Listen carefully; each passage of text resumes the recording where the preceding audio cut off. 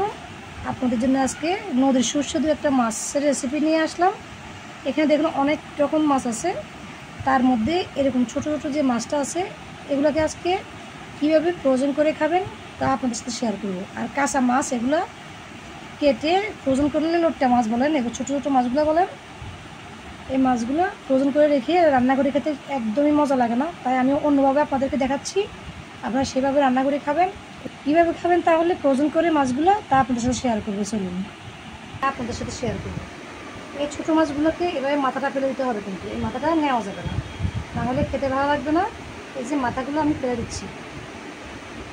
এভাবে নেওয়ার পর যেভাবে আমি রান্না করে খাবো বা ফ্রোজেন মাছগুলো কীভাবে রাখি খাবো কেটে নিলাম। এবার পরিষ্কার করতে হবে। নিয়ে আসলাম ছোটো মাছটা, আমি পরিষ্কার করে ভালো করে লবণ দিয়ে পরিষ্কার করে ধুয়ে নিয়েছি।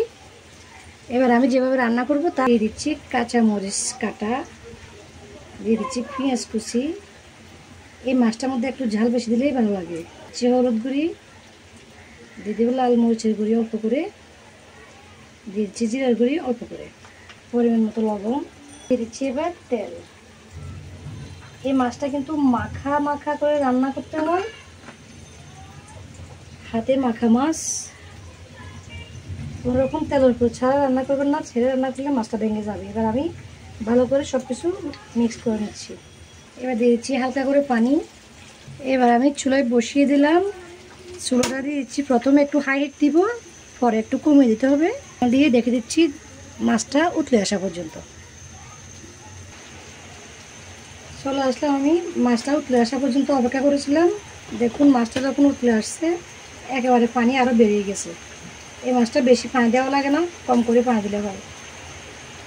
এই মাছটা যখন এভাবে হালকা উতলাবে, উতলানোর পর ঠান্ডা করে ডিপে একটা বক্সে রেখে দিবেন।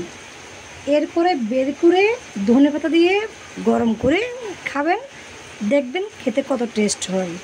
আর কাঁচা এই মাছগুলা ডিপে রেখে সংরক্ষণ করে রান্না করে খেলে একেবারে টেস্ট চলে যায়। তাই ডিপে কীভাবে সংরক্ষণ করবেন, কীভাবে খাবেন তাও শেয়ার করে দিলাম।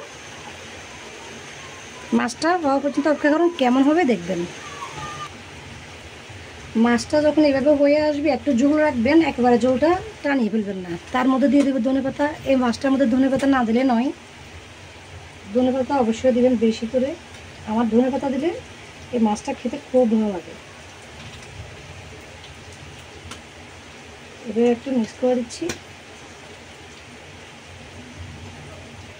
এবার আমি চুলা থেকে নামিয়ে নিচ্ছি। চুলা থেকে নামিয়ে নিয়ে আসলাম ছোটো মাছের চচ্চড়ি। হাতে মাখানো মাছ কার কার ভালো লাগে, এভাবে কে কে রান্না করেন জানাতে একেবারে ভুলবেন না। কার কাছে এই মাছটা কেমন লাগে, আমার কাছে খুব ভালো লাগে।